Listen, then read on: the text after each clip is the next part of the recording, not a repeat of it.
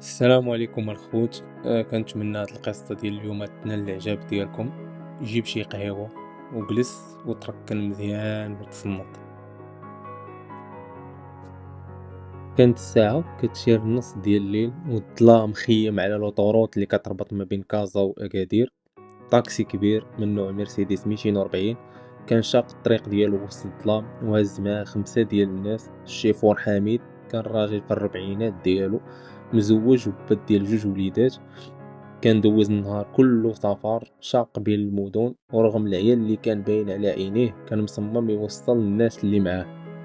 في بلاصة الركاب اللي قدامي كانت جالسة فاطمة، شابة في الأواخر العشرينات ديالها، راجعة لمدينتها من بعد زيارة عائلية لكازا. كانت شادة تليفونها كتشوف في المنشورات ديال الفيسبوك، ما عارفة والو على المصير اللي كيتسناها. وراها كانوا جالسين 3 ديال الرجال في الثلاثينات من العمر ديالهم، بين زملاء ديال الخدمة كيهضروا بصوت قليل. فجأة وبلا سابق إنذار كان كاميو كبير خرج ليهم من العدم، جاي في الاتجاه المعاكس ولكن كان غادي في المسار الغلط ديالو. الكاميو ما كانش مشعل الضوء، بحال شي شبح خارج من قلب الظلام. حاول حميد يتفادى الاصطدام ولكن الوقت كان متأخر بزاف. غوتة مدوية خرجت من حلق فاطمة وتبعها صوت انفجار. الطاكسي تحول للكومة ديال الحديد، تشتت الأجزاء ديالو على طول الطريق. كاميو كان عامر بالرمل تقلب على الجنب ديالو وتشتت الرمل على جثث الضحايا. الدم سال بالزيت وتخلط مع أجزاء ديال الطوموبيل ورسمات لوحة مروعة ديال الموت والخراب. وصلوا سيارات الإسعاف والدرك الملكي لمكان الحادث بعد دقائق قليلة. المنظر كان لا يطاق، جثث الضحايا كانت مشوهة لدرجة صعيب التعرف عليها، الأطراف مقطعة، الدم متجمد، وريحة الموت اللي كانت عاطية في المكان. هادشي كله كان كيعلن أن كارثة حقيقية. عملية الإخراج ديال الجثث دامت ساعات طويلة، كل جثة كانت كتمثل قصة حياة سالت بطريقة مأساوية. حميد وفاطمة ورجال 3 كلهم فقدوا حياتهم في لحظة غدر من القدر. الكاميو اللي تسبب في الكارثة الشيفور ديالو اختفى من بعد الحادثة وخلى وراه لغز مأساوي. في الأيام اللي تبعتات انتشر الخبر في الجرائد المحلية ومواقع التواصل الاجتماعي. تحقيقات الدارك كشفات أن الكاميو كان مسروق وأن الشيفور ديالو كان سكران بزاف، ولكن هاد الحقائق ما غيرات والو من الواقع. عائلة الضحايا كانت كتعيش فاجعة حقيقية.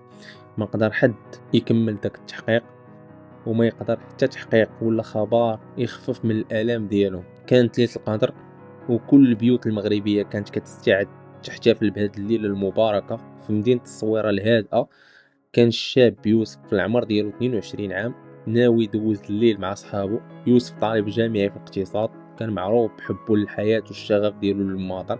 كان عنده موتور سبور جديد كيتعتبر من الماطر الاخرين، كيعتبروا جزء من الشخصية ديالو ومن الشخصية الحرة والمغامرة ديالو. تلقى يوسف مكالمة من صاحبه المقرب علي اللي عرض عليه يدوز الليلة في واحد القهوة كتطلع على البحر. يوسف لبى الدعوة بسرعة، لبس الجاكيطة الجلدية ديالو، دار الكاسك وطلق الموتور ديالو في الشوارع الهادئة ديال المدينة. كان الجو زوين وريحة البحر عاطية في المكان، وكلشي كان كيوحي بأن الليلة غدوز زوينة. على بعد كيلومترات قليلة من القهوة وفي واحد المنعرج الخطير المعروف بكثرة الحوادث في الصويرة، بان طونوبيل جاية كتجري من العدم. الشيفور شاب متهور كان كيسوق بسرعة جنونية بحال كيتحدى قوانين الفيزياء. يوسف اللي كان ملتزم بالسرعة القانونية حاول يتفادى الاصطدام ولكن الوقت كان متأخر بزاف. صوت الفران الحاد من بعد داك الانفجار الكبير اللي وقع، هادشي كله اللي سمعوه الناس ديال الحي. الموتور تحول لكومة ديال الخردة، ويوسف اللي تقذف بقوة الاصطدام تضرب راسو مع الأرض بقوة. ارتفعت صرخات ديال العيالات والدراري وتجمعوا الناس حول مكان الحادث، ولكن الأوان كان فات. وصلوا سيارة الإسعاف والبوليس والمنظر كان مروع. يوسف كان غارق في دمه، الكاسك اللي كان لابسو تهش وراسو كان كينزف بالزايد. حاول المسعفون ينقذوه ولكن فارق الحياة قبل ما يوصل للمستشفى. انتشر خبر وفاة يوسف كالنار في الهشيم. صدمة كبيرة اجتاحت مدينة الصويرة، عائلته وصحابه والأساتذة ديالو في الجامعة كلهم تصدموا، وكلهم بكاو على الرحيل ديال هذا الشاب الطموح. كان نهار الجنازة حزين ومؤلم. مئات الأشخاص حضروا باش يدعيو ليوسف، والموتور ديالو المدمر كان شاهد على النهاية المأساوية ديالو. شيفور الطوموبيل المتهور تشد، ولكن هادشي ما خفف والو على الآلام عائلة يوسف. هاد الحادثة الأليمة كانت بمثابة جرس إنذار لساكنة المدينة، كتفكرهم بضرورة احترام قانون السير وبخطورة السرعة المفرطة، خاصة في الليالي المباركة اللي كتحمل في طياتها بزاف ديال الآمال والطموح. كانت الساعة كتشير ل6 ديال الصباح والشمس بدات كطلع على مدينة القنيطرة. رشيد شاب في الثلاثينات من العمر ديالو، كان غادي لخدمتو في معمل ديال الحوايج. رشيد كان عادي يلاه تزوج ومراتو حاملة بالولد الأول ديالهم.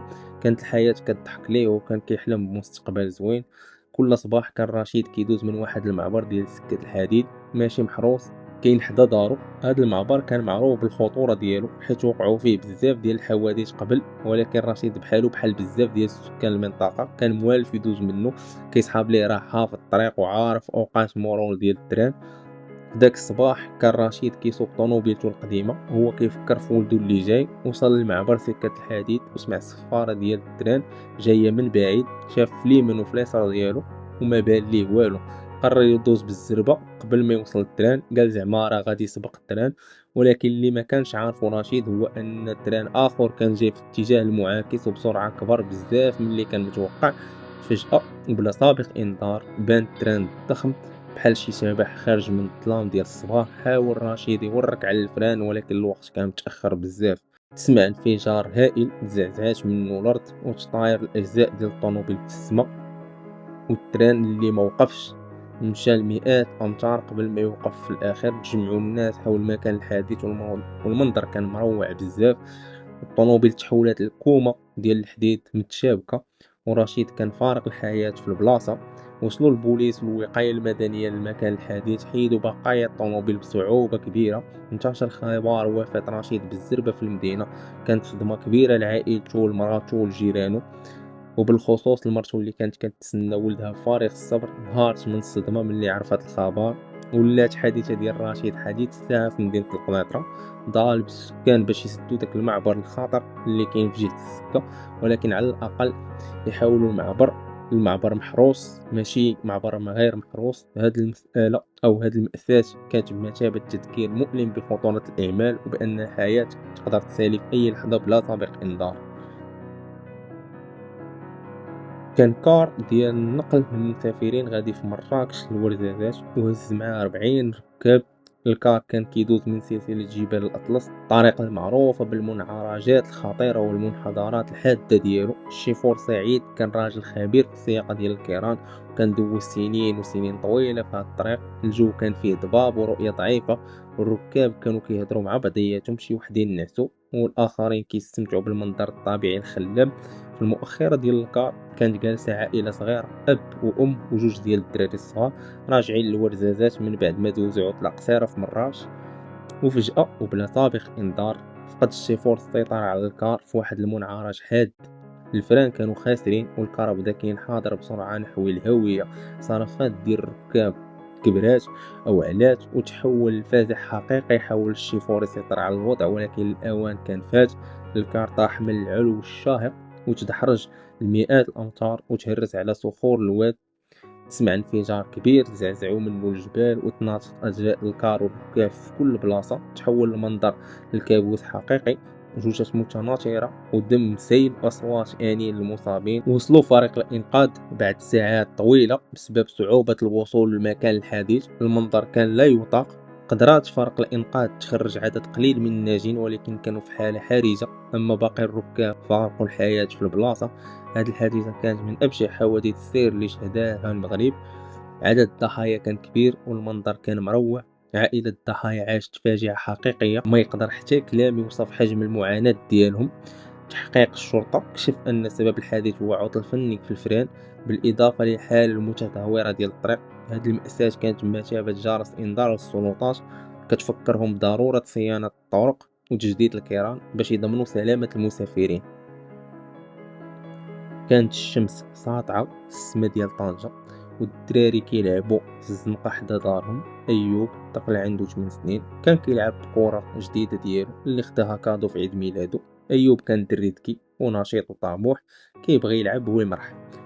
في لحظة غفلة تدحرجات الكرة بعيدة على أيوب ووقفات في الجانب الآخر من الزنقة. جرى أيوب مورا الكرة، ما انتبهش للطوموبيلات اللي دايزين. كانت الأم ديالو كتراقبو من الشرجم ديال الدار، وحسات بالقلق ملي شافتو كيجري نحو الزنقة. فجأة بان الطوموبيل مسرعة من العدم شيفور شاب صغير في مثابة العشرينات ديالو في العمر ديالو، كان كيهضر في التليفون. ما انتبهش للدري اللي قاطع الشارع. الغوتة ديال الأم أو غوتات بصوت عالي، ولكن الغوتة ديالها ضاعت وسط الصداع ديال المدينة. انفجار مدوي من بعد الصراخات العالية من الجيران، الطوموبيل ضربت أيوب بقوة ورماتو عدة أمتار في السما. تضرب الجسد ديالو الصغير مع الأرض بقوة ونزف الدم بالزايد. جرات الأم للزنقة وقلبها كيطرطق من الآلام. تجمعوا الجيران حول أيوب وحاولوا يسعفوه، ولكن فارق الحياة بين اليد ديال مو. المنظر كان مؤلم بزاف. الدري بريء فقد الحياة ديالو بسبب إهمال ديال الشيفور متهور. وصلوا سيارات الإسعاف والبوليس. الشيفور تشد في البلاصة وباين عليه الدهشة والخوف. هذا الحادث كان بمثابة صدمة كبيرة لسكان الحي. طالبوا باش يحطوا إشارات مرور ولا مطبات باش يحدوا من السرعة ديال الطوموبيلات اللي كدوز في الزنقة. فقدان أيوب خلى جرح عميق في قلوب عائلته وجيرانه. ولات هذه الحادثة كتذكر أو تذكير مؤلم بخطورة السرعة المفرطة وبأهمية الانتباه أثناء السياقة، خاصة في الأحياء السكنية اللي كيكثروا فيها الدراري الصغار. كانت الساعة كتشير النص ديال الليل، وكانوا ثلاثة ديال الصحاب حسام وياسين وعمر راجعين من سهرة زوينة في مدينة جديدة. كانوا راكبين موتور واحد رغم انه مصمم لجوج ديال الاشخاص فقط. الموتور كان غادي بسرعة جنونية بحال في سباق مع الزمان. حسام الشيفور كان شاب متهور كيبغي المغامرات والسرعة. ياسين وعمر كانوا كيغوتوا بالضحك وكيستمتعوا بالرحلة الليلية. كانوا كيعتقدوا أنهم فوق القانون وأن والو ما يقدر يوقع لهم. وصلوا لواحد المنعرج خطير معروف بانعدام الرؤية فيه وكثرة الحوادث. حاول حسام ياخذ المنعرج بسرعة، ولكن فقد السيطرة كيف ما العادة على الموتور. انحرف الموتور عن المسار ديالو وتضرب بقوة مع واحد العمود ديال الضوء. انفجار مدوي من بعد صرخات عالية تناطرات الأجزاء ديال الموتور والدراري في كل بلاصة. تحول لمنظر الكابوس حقيقي، دم سيل وأطراف متناثرة. وصلوا سيارات الإسعاف والبوليس لمكان الحادث بعد دقائق قليلة. المنظر كان مروع بزاف. حسام وياسين وعمر كلهم فارقوا الحياة في البلاصة. الموتور كان تحول لكومة ديال الخردة وما يقدر يتعرف عليه حتى واحد. انتشر الخبر ووفاة الصحاب ثلاثة بالزربة في المدينة. صدمة كبيرة اجتاحت العائلات ديالهم وجيرانهم. هذا الحادث كان تذكير مؤلم بخطورة التهور والسرعة المفرطة، بأن الحياة تقدر تسالي في أي لحظة بلا سابق إنذار. ولات هذه الحادثة مثال حي على العواقب ديال السياقة المتهورة، والدروس المستفادة منها كانت واضحة: احترام القوانين، السياقة بمسؤولية، وتجنب السرعة المفرطة خاصة في الليل ولا في الطرقات اللي ما فيهاش الضوء ولا فيهم مخاطر طبيعية.